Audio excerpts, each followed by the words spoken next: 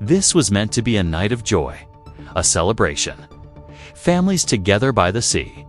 But in an instant, everything changed. On Sunday, December 14, 2025, in Sydney, Australia, one of the nation's most beloved landmarks, Bondi Beach, became the scene of one of the deadliest mass shootings in the country's modern history. What began as an ordinary evening turned into a nightmare. Authorities would later describe what unfolded as a terrorist attack, carried out by two men who opened fire on the crowd. In the moments that followed, the world watched in shock as news broke of multiple fatalities, dozens more injured, and a community plunged into grief. Today, we will retrace the events of that horrific night, not as a detached retelling, but as a human story of tragedy, terror, and courage. This is the Bondi Beach incident, precisely and factually based on reporting from AP News, Reuters, and other reputable outlets. It was late afternoon on a warm December Sunday when hundreds of people gathered at Bondi Beach. Music, laughter, and the smell of ocean air filled the boardwalk. Then, just as the sun was beginning to dip toward the horizon, the first shots rang out. At approximately 6:47 p.m. local time, chaos erupted.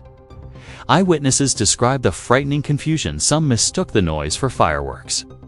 Others spoke of seeing people fall before the full horror became clear. Within minutes, multiple victims lay wounded, and the scale of the tragedy was evident. Emergency calls flooded in. Police and ambulance sirens pierced the air. In the midst of all this, trained officers and untrained bystanders raced towards the danger.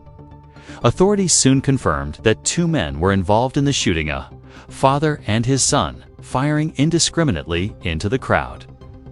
The attack lasted roughly 10 minutes before it was brought under control. One shooter was killed by police at the scene. The second was critically wounded and taken to a hospital. By the end of the night, at least 15 people had been killed, and dozens more were injured.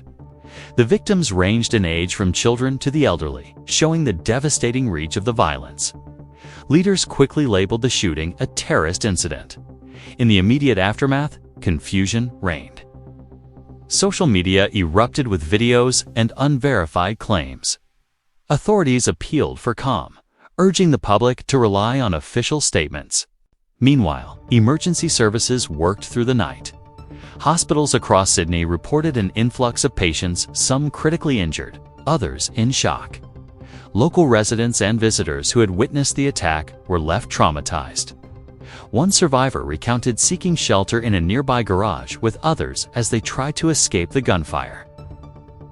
As night fell, forensics teams combed through the area, piecing together the sequence of events. In the midst of devastation, stories of courage emerged. An unarmed bystander tackled one of the shooters and disarmed him, an act that authorities later said may have saved numerous lives. Soon after the attack, police identified the two individuals responsible. They were a father and his adult son, later named as 50-year-old Sajid Akram, and his 24-year-old son, Naveed.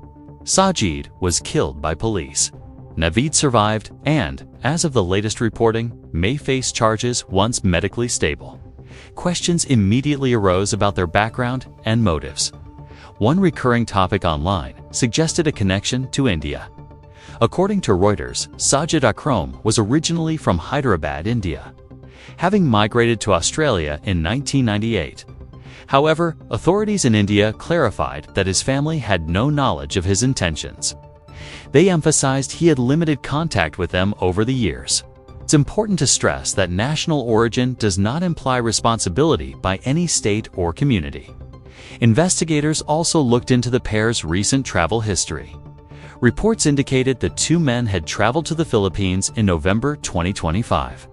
Despite extensive investigation, authorities have not confirmed any direct external control or support from any group abroad.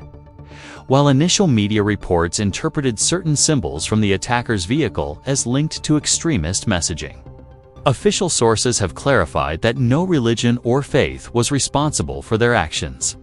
The human toll of the attack cannot be overstated. Among those killed were Australian citizens of varying ages from young children to the elderly. One victim was a respected community leader, a rabbi who had served others with kindness.